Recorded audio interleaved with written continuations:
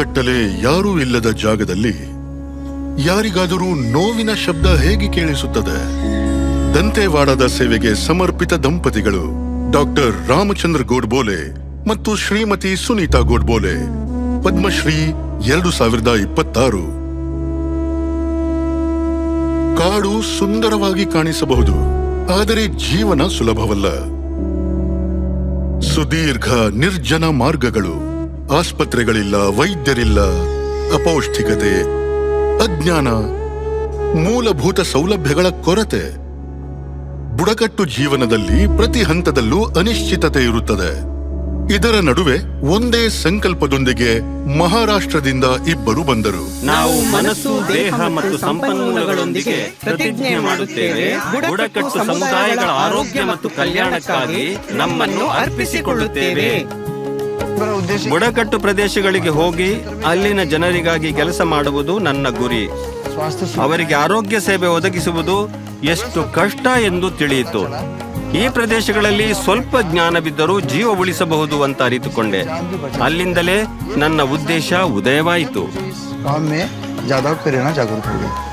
ಈ ದಂಪತಿಗಳು ನೆಮ್ಮದಿಯ ಜೀವನ ತ್ಯಜಿಸಿದರು ಮತ್ತು ಬುಡಕಟ್ಟು ಕಲ್ಯಾಣವನ್ನು ತಮ್ಮ ಧ್ಯೇಯವನ್ನಾಗಿಸಿದರು. ಅವರು ತಮ್ಮೊಂದಿಗೆ ಬರೀ ಔಷಧಿಗಳನ್ನಷ್ಟೇ ಅಲ್ಲ, ಆಳವಾದ ಪ್ರೀತಿ, ನಂಬಿಕೆ ಮತ್ತು ಭರವಸೆಯನ್ನು ಜೊತೆಗೆ ತಂದರು. ಅನುಭೂತಿ ಹೊಂದುವುದು ನಿಜವಾದ ಗುರಿ. ನೀವು ಸೇವೆ ಮಾಡಲು ಬಯಸಿದರೆ ನಿಮ್ಮ ಅಂತರಂಗದಲ್ಲಿ ಕರುಣೆ ಇರಬೇಕು. ಬುಡಕಟ್ಟು ಸಮಾಜದಲ್ಲಿ ಹೆಚ್ಚು ಹೆಚ್ಚು ದುರ್ಬಲರನ್ನು ಬೆಂಬಲಿಸುವುದು ನಮ್ಮ ಕರ್ತವ್ಯ. ಹಲವು ದಶಕಗಳಿಂದ ಸಾವಿರಾರು ಬುಡಕಟ್ಟು ಕುಟುಂಬಗಳಿಗೆ ಉಚಿತ ಚಿಕಿತ್ಸೆ ನೀಡಿದ್ದಾರೆ.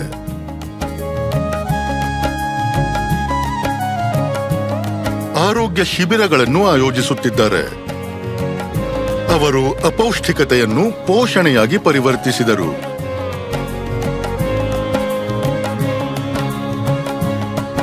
ಭವಿಷ್ಯದ ಪೀಳಿಗೆಗೆ ಸರಿಯಾದ ಮಾರ್ಗ ತೋರಿಸಿ ವ್ಯಸನದ ಬೇರುಗಳಲ್ಲೇ ಅದರ ವಿರುದ್ಧ ಹೋರಾಡಲು ಪ್ರಾರಂಭಿಸಿದರು. ನಾನು ಗುಟ್ಕಾ, ತಂಬಾಕು, ಮದ್ಯ ಯಾವತ್ತೂ ಸೇವಿಸುವುದಿಲ್ಲ. ವರ್ಷಗಳ ಸಮರ್ಪಣೆ ಮೆಲ್ಲನೆ ಬುಡಕಟ್ಟು ಸಮುದಾಯ ರೂಪಾಂತರಗೊಳ್ಳಲು ಪ್ರಾರಂಭಿಸಿತು. ನೀವು ಮನಸಾರೆ ಕೆಲಸ ಮಾಡುವಾಗ ಅದಕ್ಕೆ ಸ್ವಲ್ಪ ಪ್ರೀತಿ ಬೆರೆಸಿ. ಕೆಲಸ ನಿಜವಾಗಿಯೂ ವಿಭಿನ್ನವಾಗಿ ಮೂಡಿ ಬರುತ್ತೆ. ಹೀಗೆ ದಿನ ಬೆಳಿಗ್ಗೆ ಅವರು ಮತ್ತೊಮ್ಮೆ ಅದೇ ಅಚಲ ದೃಢ ಸಂಕಲ್ಪದೊಂದಿಗೆ ಹೆಜ್ಜೆ ಹಾಕುತ್ತಾರೆ.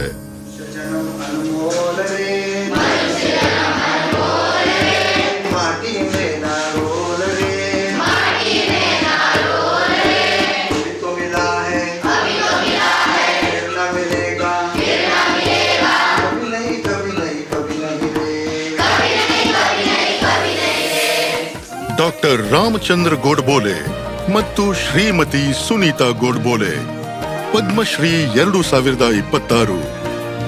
ಕೋಟಿ ಕೋಟಿ ನಮನ.